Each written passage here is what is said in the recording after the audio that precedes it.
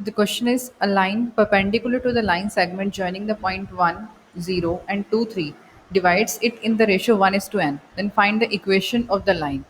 हमें क्या गिवन है कि एक लाइन है perpendicular to the line segment 1, 0 and 2, 3. Suppose ये जो पॉइंट है हमारे पास वो है ए बी. ए पॉइंट है 1, 0 और बी पॉइंट है 2, 3 और एक लाइन इसके परपेंडिकुलर है, वो इसे 1:n रेशो में डिवाइड कर रही है. मीन्स यहाँ पर एक परपेंडिकुलर लाइन है जो इसे 1:n रेशो में डिवाइड कर रही है. इस पॉइंट को हम सपोज कर लेते हैं P, राइट. ये मान लो ये पी ए बी ये पॉइंट है जिसे जो इसे 1:n रेशो में डिवाइड कर रहा है, वो भी परपेंडिकुलर. ठीक है. तो हमें फाइंड करनी है एक इस लाइन की इक्वेशन जो लाइन इसे डिवाइड कर रही है. तो अब देखो, अगर हमें किसी भी लाइन की इक्वेशन बनानी है तो हमारे पास दो चीज़ें होना सबसे ज़्यादा ज़रूरी है. एक तो उसका एक पासिंग पॉइंट हो और दूसरी बात उसकी स्लोप हो. अगर ये आपके पास दो चीज़ें हैं तो हमारे पास लाइन की इक्वेशन बन जाएगी. ठीक है. या फिर हम ये देखते हैं कि और क्या पॉसिबिलिटीज़ बनती हैं, क्योंकि लाइन की इक्वेशन कोई एक टाइप की तो नहीं होती, हमारे पास बहुत सारी फॉर्म्स होती हैं, तो उसके अकॉर्डिंग हम देख लेंगे. लेकिन जो सबसे ज़्यादा कॉमन यूज़ होने वाली फॉर्म है वो पॉइंट स्लोप फॉर्म है, यानी कि एक पॉइंट और स्लोप अगर हमारे पास है तो लाइन की इक्वेशन बनाना हमारे लिए ईजी रहता है. ठीक है. तो अब यहाँ पर ये जो लाइन है, जो परपेंडिकुलर लाइन है, इस पे जो ये पी पॉइंट है, ये पी पॉइंट हम फाइंड कर सकते हैं क्योंकि यहाँ इसने हमें बता ही दिया है कि ए बी को ये 1:n रेशो में डिवाइड कर रहा है, तो हम पी पॉइंट यहाँ से फाइंड कर लेंगे. फिर देन उसके बाद हम देखते हैं कि स्लोप कैसे निकल सकती है. तो यहाँ पर अब let P A B be the point which divide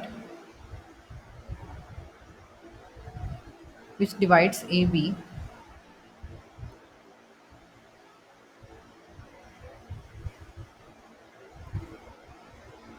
in the ratio 1:n. Which divides या तो ए बी लिखोगे वेयर ए बी दिस, या फिर line segment joining the point A and B in the ratio 1:n, right. So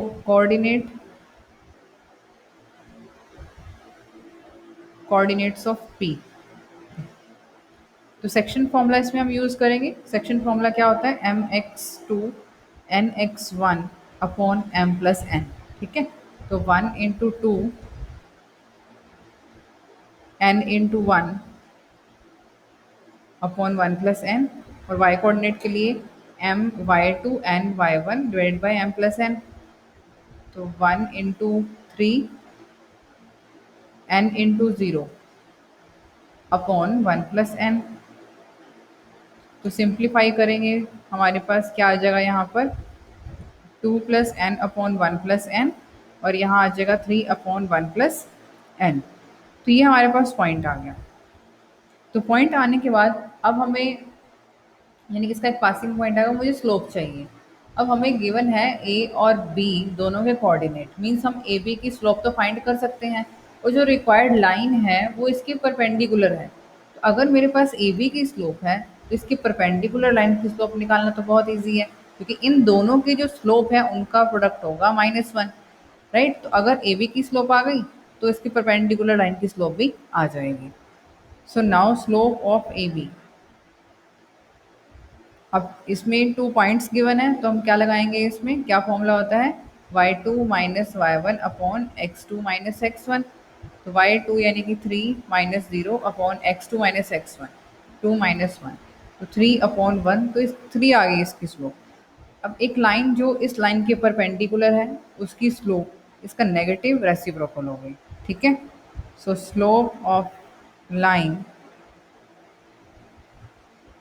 perpendicular to A B, तो -1/3, यानी कि formula क्या रहेगा, -1 slope of A B, negative reciprocal.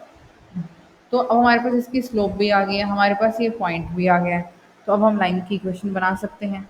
तो आगे देखो कैसे करेंगे हम. Now equation of line perpendicular to A B.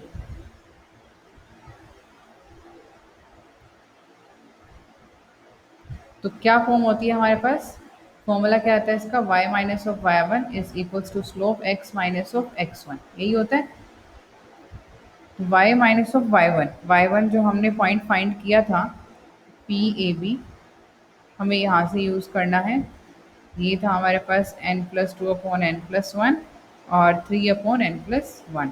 y minus of y1 है 3/n+1 is equals to slope हमारी आई 1/3 and x minus of x1 है n+2/n+1। अब इसको सॉल्व करते हैं, एलसीएम ले लेते हैं यहाँ।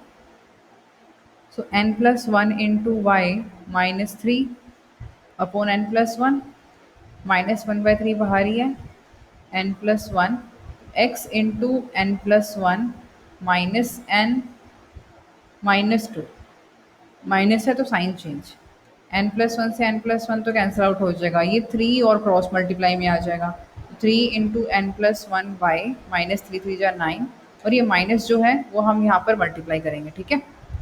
सो n+1 into x minus +n+2, अब सभी को एक तरफ ले आते हैं, n+1 x 3n+1 y -9 -n -2 is equals to 0। So n+1 x 3 into n+1 y -n -11 is equals to 0। तो ये हमारे पास रिक्वायर्ड इक्वेशन है लाइन की। Thank you.